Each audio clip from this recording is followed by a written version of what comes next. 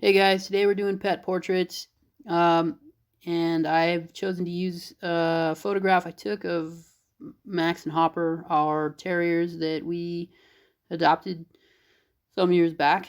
I was in the hammock and they wanted to join us. We took a shot. It's not a very good shot, but I thought it'd be fun to use them as the subject for this pet portrait.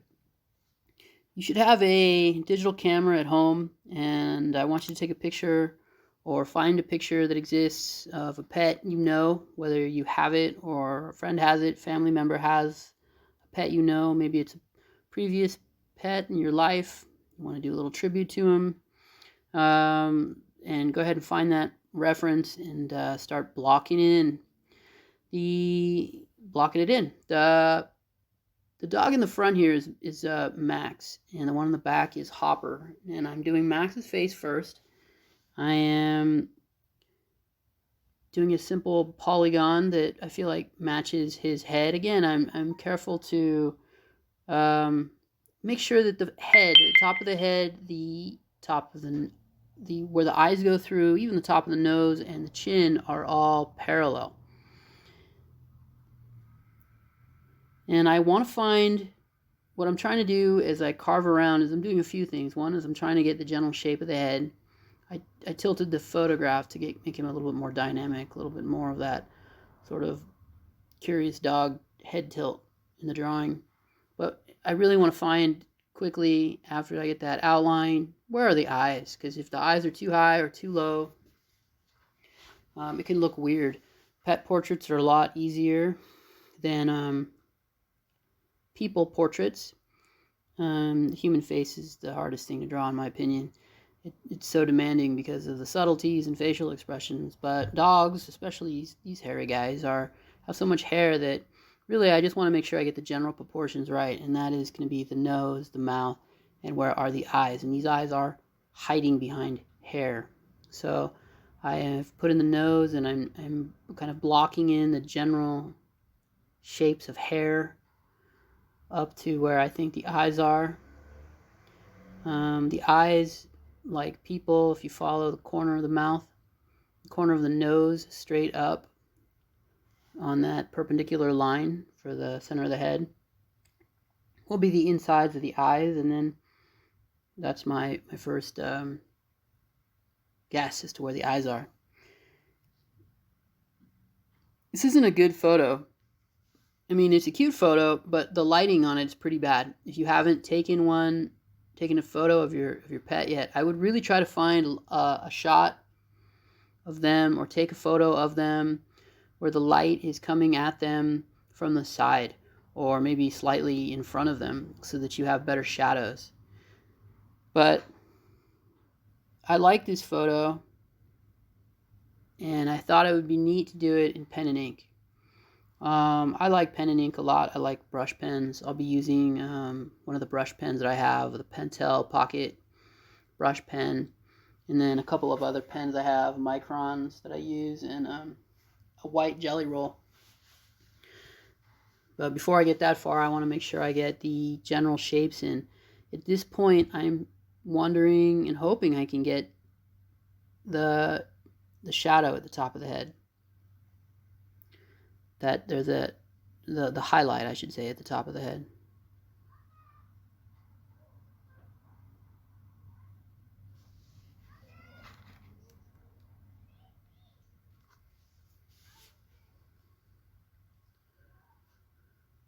One of the questions I get a lot from you guys, my students, is how do you draw fur? And I think, it's the answer is something you kind of stumble into. By now, you guys should know, students, that I don't like smudging with pencil. I want you guys to take your time and really learn how to shade, quote unquote, the right way. Meaning you really work from your darks to your lights with a pencil, graphite, even charcoal. And you take your time to really create gradients that are nice and smooth. When you rush shading, which is common because you either love shading or you don't, and maybe you just feel rushed, and you can shade really quickly. Well, when you do rushed shading, again, no smudging, it looks like hair. There's gaps in the paper. There's a lot of direction. And that's a good indicator of how you should be doing fur. So if you've ever wanted to just rush through shading, it's actually a pretty good practice to kind of consider how to put in fur.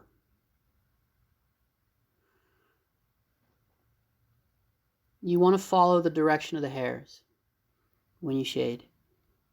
You want to not be completely random, but have some organization.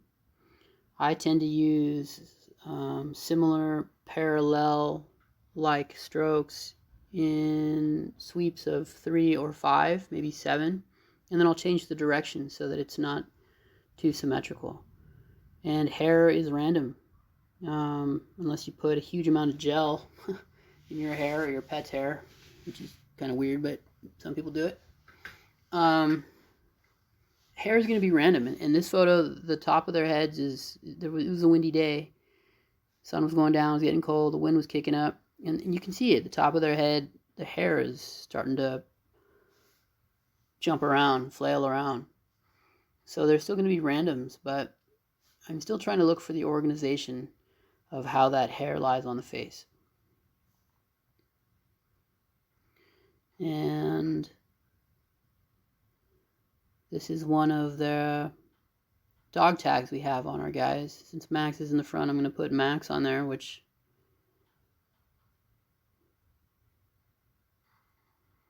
that's his paw. Dot below it. And I'm still trying to feel the contours.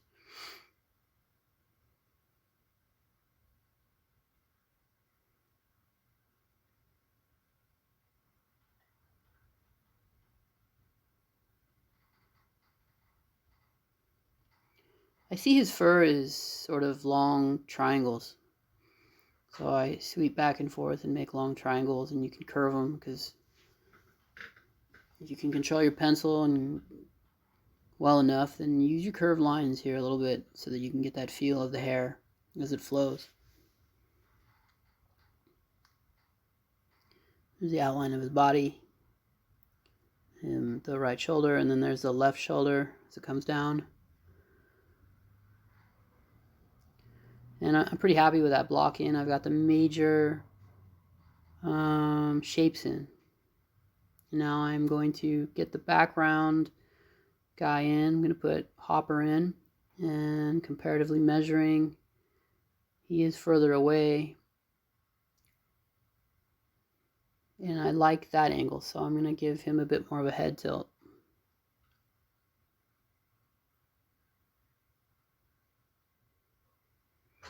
And under that line of symmetry first.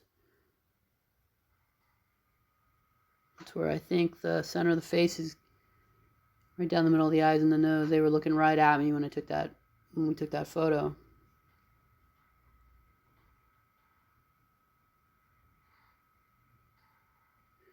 And that's where I think the eyes are. See, I'm as quickly as I can trying to figure out where those eyes go, and then the nose. Hopper is hidden since he's behind Max. He is hidden in the background.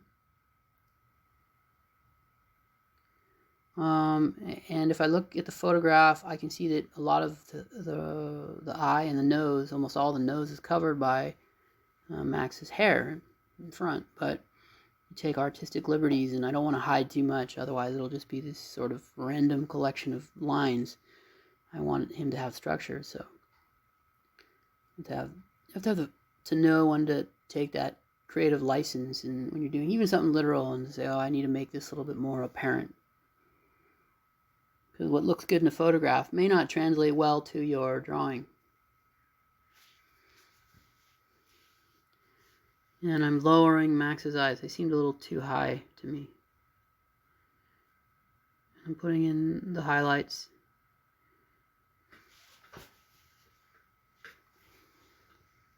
I'm drawing this block in with an H. I'm adding a bit more of a smile there. Even though it's going to be covered with fur, I want there to be a bit more of a smile.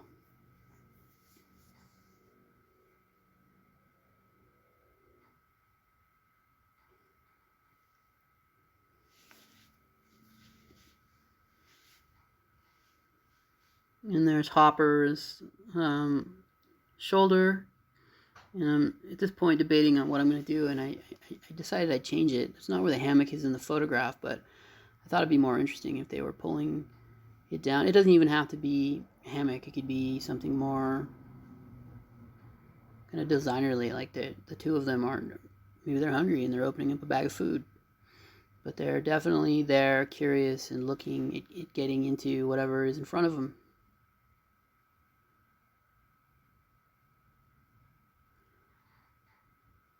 Putting in the terminators, the separation of that white light where the sunlight is hitting the hair directly.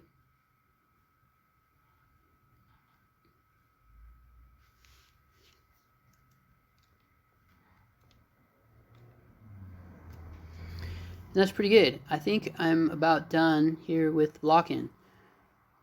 Yeah, that'll work. So this is my Pentel Pocket Pen. It's a water-based, like Sumi ink. So not great for combining with watercolor. If you were going to watercolor over it, it would just bleed. Sumi inks are, unless that's what you want to do, they can be their own, if that's part of the style. But it's a brush pen, meaning that the harder I press, the thicker the line will be. So this is about controlling a brush. When you're doing a line that is very, very thin, like these first lines I'm putting down, I don't actually feel the paper. I have to go almost entirely off of what I see. I'm working from the upper left-hand corner because if I work from the right to left, since I'm right-handed, I would end up smudging this ink. The ink does not dry instantly. Some dry ink, like the Micron that I'll use a little bit later for some of the shading, they dry really quickly. But the Sumi ink doesn't, especially in some areas where it really gets saturated, or if I press down hard to get a thicker line. These brushes are really fun for scripting, like the script type.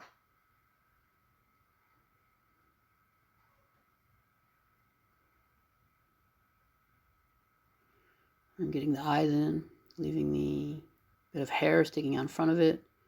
Also keeping the highlight in. When I first started working with pen, I remember I was really afraid to make the wrong mistake. And it's such a strange thing to think of, like being afraid of artwork. This video is being made after over a month of quarantine during COVID, so there are other things that are more legitimately worrisome. And when you think about just being afraid of your artwork, it's a really strange notion, but it's time invested, and you don't want to waste that time. But you really have to rely on your blocking, get the drawing to a place where you know it, and then you have to trust your lines.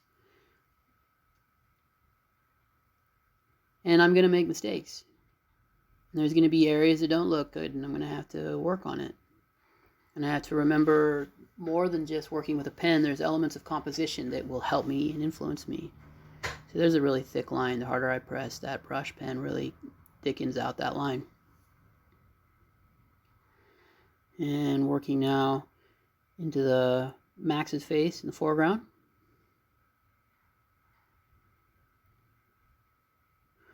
The reason why I chose to do pen and ink, again, this photograph isn't very good, and if I tried to paint it, all the detail on the face would be really in the dark, and the highlights in the hair are almost white, and trying to paint that would be more difficult to have it come across as, it would just take a long time, and I'm not even sure I'd like it. But I thought, since this is more of just a character study of our dogs, pen and ink would work, because it's just a lot of hair, eyeballs, and noses. And at the same time, how do I give them a personality?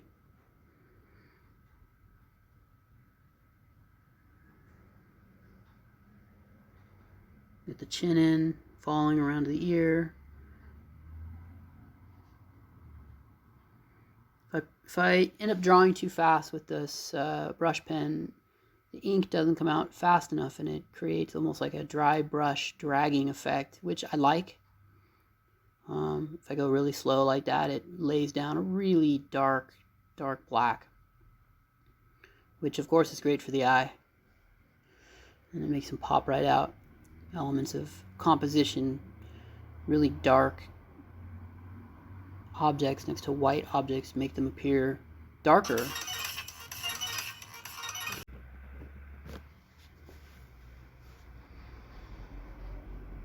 Since there's so many lines going on, I'm going to have to do something about making sure they don't turn into just a collection of hair and two eyeballs. So I'll have to figure that out.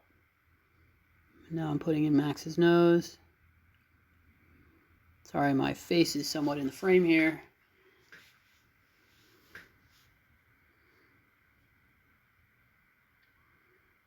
And I'm getting in where I see the absolute dark of the shadows.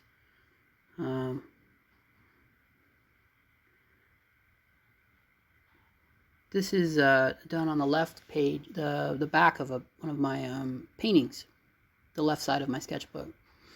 And on the other side is an acrylic painting. And what I like about these pens is that they say they're archival.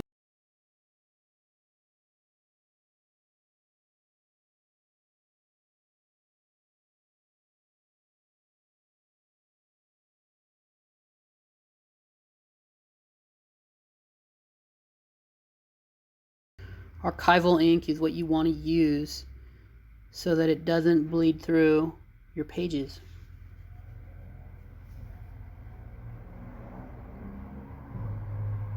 Archival ink is good for paper and for long term, as opposed to a Sharpie. They have these kind of neat brush pen style Sharpies that are out, and the temptation may be pretty good to want to use them. If you do use them, put them on scratch paper. Do not use them in your sketchbook. Sharpies will destroy your artwork in the long run. They're permanent ink. They're meant to last forever, and they're not archival. And what that means is if you have a book, a lot of you guys are using books because books are awesome and they're a great way to reference your work in the long term. They're a great way to see and keep your work without just being tons and tons of paper lying around. But Sharpies, after about 4 or 5 years, will start bleeding through your notebook into other pages and ruin other artwork. And the archival inks will not. Alright, so I'm getting in some of the shadow shapes, and I just really pressed hard to get down a lot of that ink. And it kind of looks like his mouth is full of mud, which, if you knew these guys, these two boys can get into a lot of mischief, and they like to dig. They're terriers. But I'm not really happy with that dark area under their chin. The dark area on the left-hand side is a nice shadow break to separate the two dogs. Max's shoulder is highlighted a little bit more, and Hopper in the background there, his shadow fades around to the dark. And another reason why I like those pens, that's the script, Hopper and Max. I'm writing all this stuff down to take a quick break because I know I put too much ink down, and rather than get frustrated, so for me this would be a mistake. It feels like a mistake, but in art there is no mistake. There's only working with what you got and correcting it. So while it feels like a mistake and I don't like it, I'm just gonna step away from it. And since I'm just rolling video here, now I'm going to erase all my pencil lines behind it. And, you know, I've sped this video up, so it's been a couple minutes or more to where I'm erasing. I'm not pressing very hard. This, like I said, the video sped up 2 times, so it looks like I'm being really aggressive with the paper, but I'm really actually being very gentle.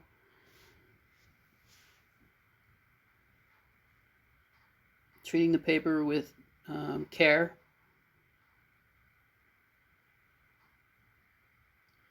And once the pencil is gone, then you're left with something new. And there it is. To me, it just looks like a mass of hair with two noses and four eyeballs. So I'm going to go through and stylize it more now. Now I'm pressing a little bit harder, getting a little bit more of a weight on the pen. The weight will separate the two dogs as I go down the left side of Max's head. Tracing lines that are already there. And with these lines, I have decided that everything on the right side of the line is absolutely Max, and everything on the left side is the background, or in this case, Hopper. You can use line weight when drawing as a way to amplify focus area, intention, along with cross-hatching or even stippling. And pressing light again, trying to get some dark areas. The eyes are dark, but I don't want them to be too dark because they'll look kind of menacing or alien. And then now, my outline was done, and then I put in that dark area that I didn't like, and that's my dark. And now I'm starting to build up outlines and middle, midtones. The midtones come with more lines that block out the white paper and tell our brains that that is a gray, even though it's technically not.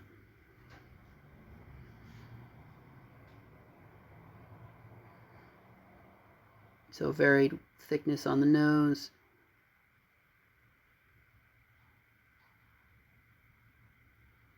And I've lost some of the detail on the right nostril. I guess it looks alright, but I could use a little bit more detail there from an illustrative point of view.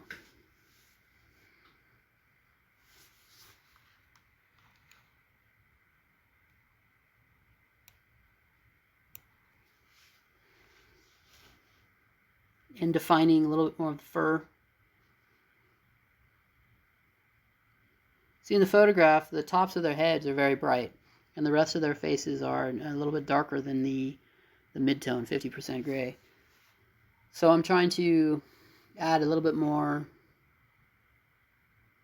darkness, or that 50% gray. I'm trying to get there by adding more and more lines, and I'm just trying to see how the hair lies and follow it with sweeps of 3, 5, or 7 quick strokes, and then change it. Usually 3. 2, 3, 4, 5, 6. 1, 2, 3.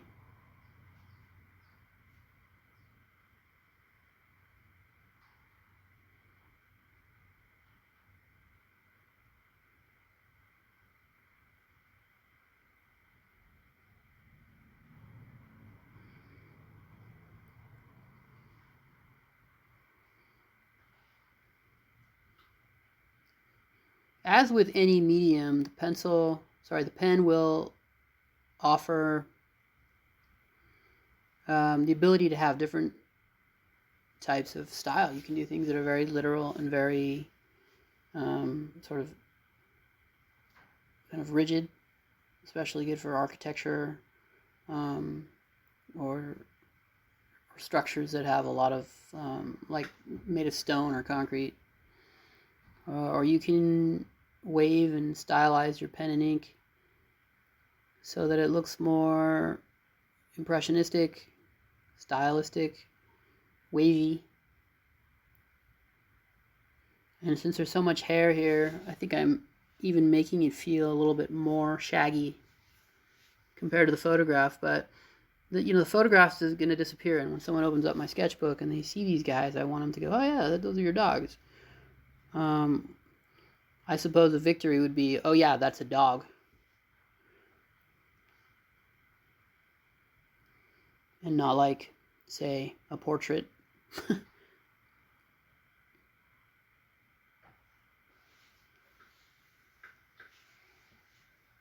And I'm starting to add a little bit more detail to Hopper's head in the background there.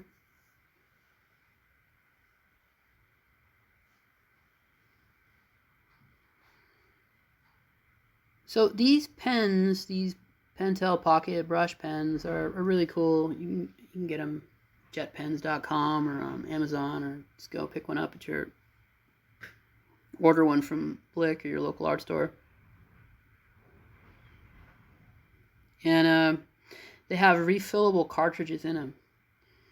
So when they run out, you can just add a new cartridge. But personally, I feel like it's really wasteful. Just throwing out all that plastic over and over again. I don't know if they're recyclable. They're kind of in between hard plastic and soft plastic. So what I've done is I've actually got like an art syringe. You can pick one up at some art stores, and you can refill these with Sumi ink or other ink. I've refilled one of them with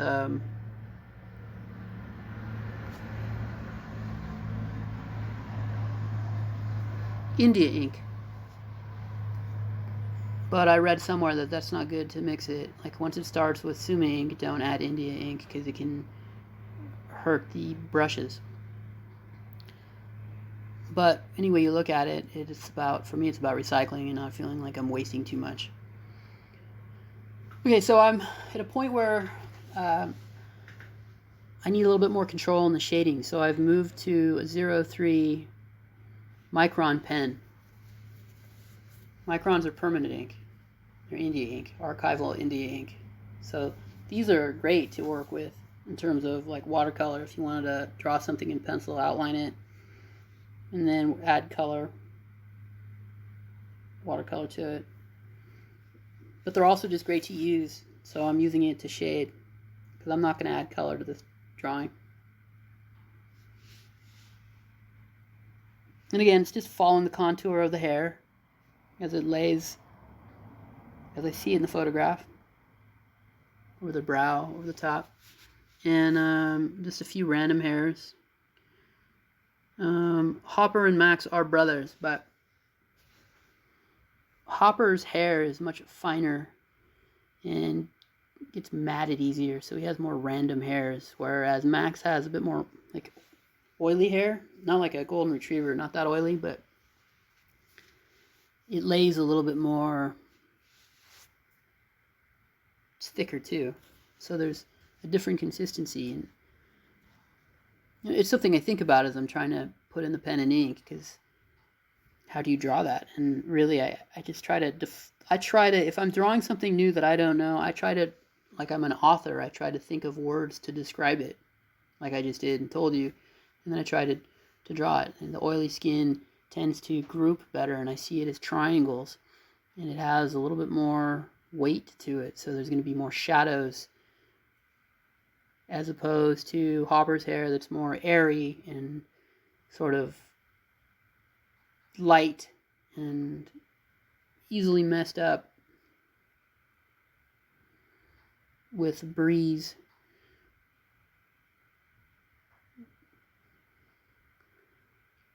So as I'm shading this, I look above Hopper's eyes and even here Max's eyes at that there's that terminator where the shadow is, and it doesn't really work for me. I mean, it somewhat does, especially as I add more value here and more mid-tone. Especially adding a little bit more around the nose and underneath the mouth. But the lighting is becoming more subjective, how I want to tell the story of these two guys. And so I just have these dark lines now where their eyebrows, above their eyebrows on their head, and I don't really like it. So eventually I'm going to be using a white ink. My favorite white ink are these Jelly-Rolls. Jellyroll white ink. These things are awesome. And they're like controlled whiteout once your work is dry. If the work is not dry and you use it, it will mud and turn to a gray and smear. So in many cases, I suggest you just, walk away, have a snack, watch a TV show, or just come back the next day and use the white ink so that it's not smudging. But I'm used to my pens fairly well, so I will be adding the white right on top of this.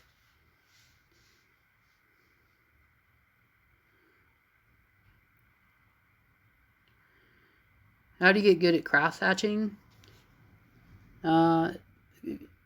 Cross-hatching, like shading with pencil, is just another skill that you learn, and I think the best way to do it is to take scratch paper, and whether it's a pen, ballpoint pen, or a pencil, just draw lines as fast as you can, as close together, without having them touch, and as long as you can, and you end up getting really good hand-eye coordination, pen control.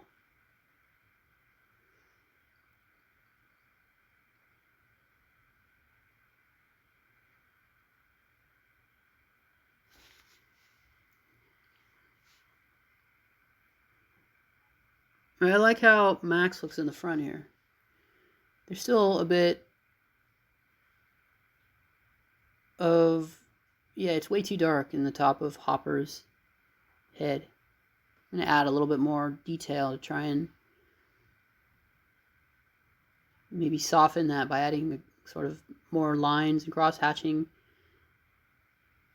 I'm not smudging anything. What I'm doing is I'm kind of making a mental note that I don't like that area.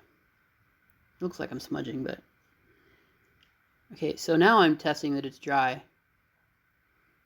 And that's it. That's my Jellyroll. It's like wonderful white ink. And I'm just going to go over it, and so I'm going to try and thin these lines out a little bit. But really the best way to use it is to just sort of cross-hatch white over it.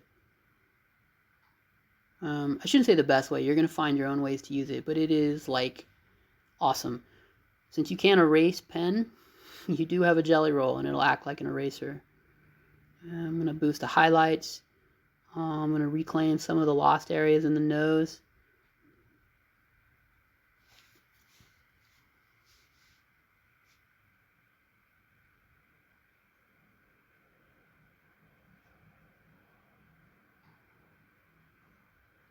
It is still really dark underneath there, so I'm going to add some kind of reflected light, or at least to break it up so it looks a little bit more like fur.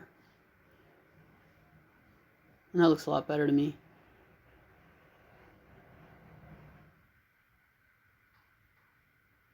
And a little bit more cross-hatching to break up some of that really dark line, because the Terminator isn't really needed there anymore.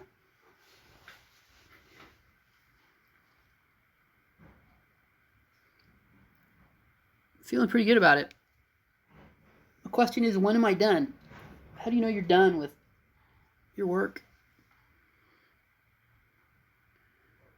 I've heard some people just say, hey, you're done when you're comfortable walking away, but that doesn't really answer the question, because I walked away and come back and keep working on it.